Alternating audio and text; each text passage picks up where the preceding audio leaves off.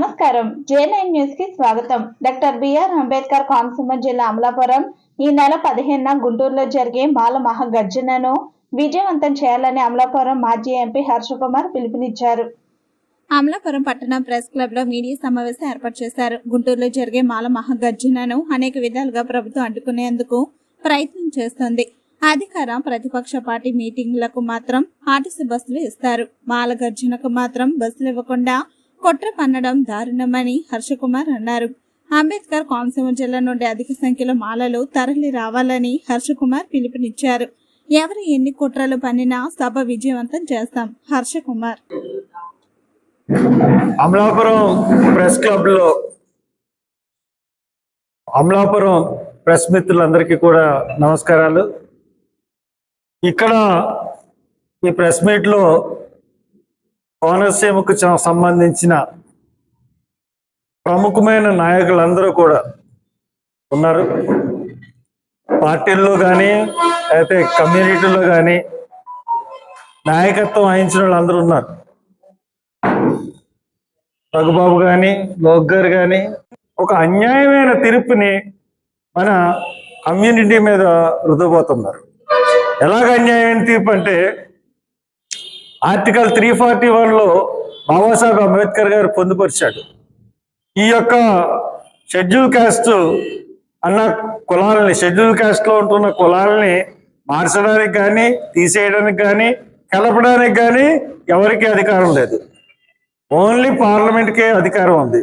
పార్లమెంట్లో కూడా 3/4 మెజార్టీతోనే ఏమన్నా చేంజెస్ వస్తే చేయొచ్చు తప్పితే మామూలుగా తీయడానికి లేదు అని ఆయన స్పష్టంగా చెప్పితే దాన్ని ఓవర్టేక్ చేసి సుప్రీంకోర్టు అధికారాలని 341లో ఉన్న కల్పించబడిన అధికారాలని బైపాస్ చేసి ఈ రోజున ఆ యొక్క అధికారాలని రాష్ట్ర ప్రభుత్వాలకి కట్టబెట్టింది సుప్రీంకోర్టు. ఇది అన్యాయం.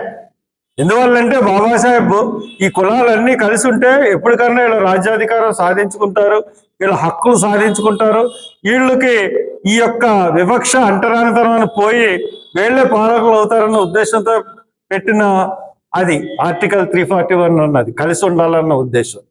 కొంతమంది ఇప్పుడు ఉత్తర భారతదేశం అంతా కలిసే ఉన్నారు. ఒక దక్షిణ భారతదేశంలో తెలంగాణ ఆంధ్రాలోనే ఒక మనువుకి దగ్గరైన బంధువులాగా ప్రవర్తిస్తున్న వ్యక్తి వల్ల ఈ యొక్క వైమస్యాలు ఏర్పడే పరిస్థితి వచ్చింది. ఉత్తరప్రదేశ్లో మాదేవులు కూడా దీనికి ఎగనిస్తే వర్గీకరణకి మాయావతి చమర్ మాదిగా అయినా ఆమె ఎగనిస్తే, అలాగే అత్తేవాలే వీళ్ళందరూ కూడా పశ్వాన్ వీళ్ళందరూ కూడా ఎగనిస్తే. కాబట్టి మేము కూడా దానికి ఎగనిస్తూ ఎట్టి పరిస్థితుల్లో supreme court prime minister Chandrababu Naidu కుట్ర చేశారు. కాబట్టి ఎట్టి పరిస్థితుల్లోనూ మనం ఈ సభను విజయవంతం చేయాలి. విజయవంతం చేయడమే కాకుండా మన మీటింగ్ ద్వారా ఖచ్చితంగా పార్లమెంట్ లో ఒక చర్చ జరిగే విధంగా మనం చేయాలి. ముఖ్యంగా ప్రజలందరికీ విజ్ఞప్తి చేస్తా ఉన్నాను. ముఖ్యంగా దళిత ప్రజలందరికీ, ముఖ్యంగా మాల కమ్యూనిటీకి సంబంధించిన వాళ్ళందరికీ కూడా ప్రకాశం, గుంటూరు, కృష్ణా, ఈస్ట్ గోదావరి, వెస్ట్ గోదావరి అంటే రాజమండ్రి నుంచి ఒంగోలు వరకు, అలాగే మచిలీపట్నం నుంచి గుంటూరు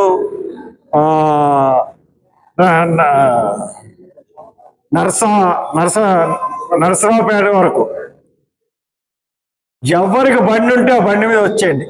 2 లీటర్లు పెట్రోల్ కొట్టించుకుని ఇంకోళ్ళని ఎక్కించుకుని వచ్చేయండి. ఎందుకంటే బళ్ళు ఇస్తుందన్న నమ్మకం కూడా మాకు లేదు. ప్రభుత్వం ఎలాగైనా దీన్ని ఫెయిల్ చేయాలని కంకణం కట్టుకుని ఉంది. కాబట్టి ప్రతి ఒక్కరు కూడా మీకు బళ్ళు దొరకకపోతే, బస్సులు దొరకకపోతే మీరు బండ్ల మీద వచ్చేయండి. వాళ్ళ మీద వస్తే మిమ్మల్ని ఎవరు ఆఫ్ చేయరు, వచ్చేయండి.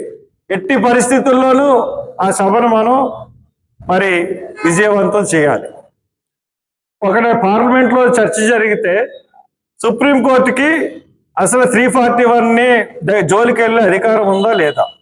ఒక 341 జోలికి వెళ్ళే అధికారం ఒక పార్లమెంటుకి తప్ప ఎవరికీ లేని సమయంలో సుప్రీంకోర్టు ఏ రకంగా తీర్పిస్తుంది? అంటే సుప్రీంకోర్టు గొప్పదా, పార్లమెంట్ గొప్పదా, రాజ్యాంగం గొప్పదా? ఎందుకంటే సుప్రీంకోర్టు రాజ్యాంగానికి లోబడి ఉండాల్సింది. రాజ్యాంగం ఏం చెప్తే సుప్రీంకోర్టు ఆ తీర్పు ఇవ్వాలి. అటువంటిది ఆ సుప్రీం రాజ్యాంగాన్ని మార్చే అధికారం పార్లమెంట్కు ఉంటుంది. అంటే పార్లమెంట్ ఒక్కదానికే 341 మీద అధికారం ఉంటుంది తప్పితే సుప్రీంకోర్టుకు ఉండదు.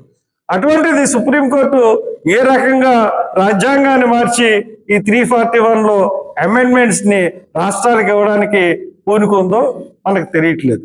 బేలా త్రివేది అన్న ఒక జడ్జి గారు ఆ తీర్పుతో డిఫర్ అవుతూ నేను చెప్పిందే క్లియర్ గా చెప్పారు. కాబట్టి ఇది ఇమీడియట్ గా సుప్రీంకోర్టు అన్న విత్డ్రా చేసుకుని ఈ జడ్జిమెంట్ ని ఇంత పూర్వపు పరిస్థితులు కల్పించాలి. లేదంటే పార్లమెంట్ లో చర్చ జరిపి సుప్రీంకోర్టు ఇచ్చిన జడ్జిమెంట్ ని క్యాన్సిల్ చేయాలి.